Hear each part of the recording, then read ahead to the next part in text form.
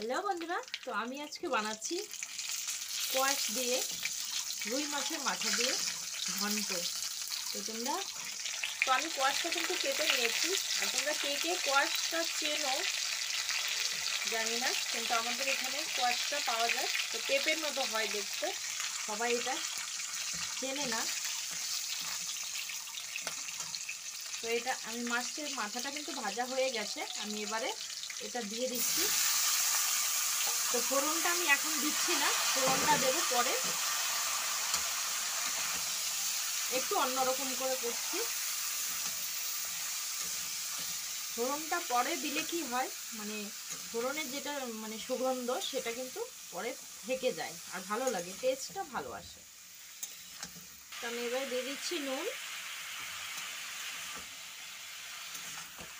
এবার আমি আবার ঢাকা দিয়ে রাখবো কিছুক্ষণ। তো এবারে আমি দিয়ে দিচ্ছি কয়েকটা কাঁচা লঙ্কা। তো এটা কিন্তু আমি পুরো লাউয়ের মতো, লাউ যেভাবে রান্না করে তো সেভাবে লাউ দিয়ে মাছের মাথা দিয়ে যেভাবে ঘন্ট রান্না করে আমি সেভাবেই করছি। তো দিয়ে দিচ্ছি একটু জিরে গুঁড়ো, দিচ্ছি হলুদ গুঁড়ো,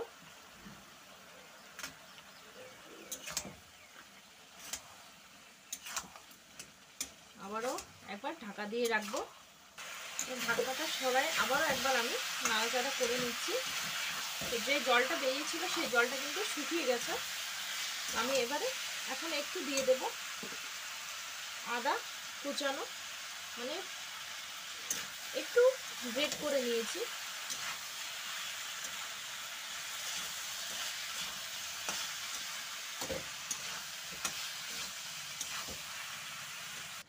তো এটা এবার আমি নামিয়ে নেব। নামিয়ে ফোড়ন দিয়ে দিচ্ছি। কড়াইতে দিয়ে দিচ্ছি তেল। তেলটা গরম হয়ে গেছে, দিয়ে দিচ্ছি শুকনো লঙ্কা, তেজপাতা, আর এখানে দিচ্ছি 5 ফোড়ন।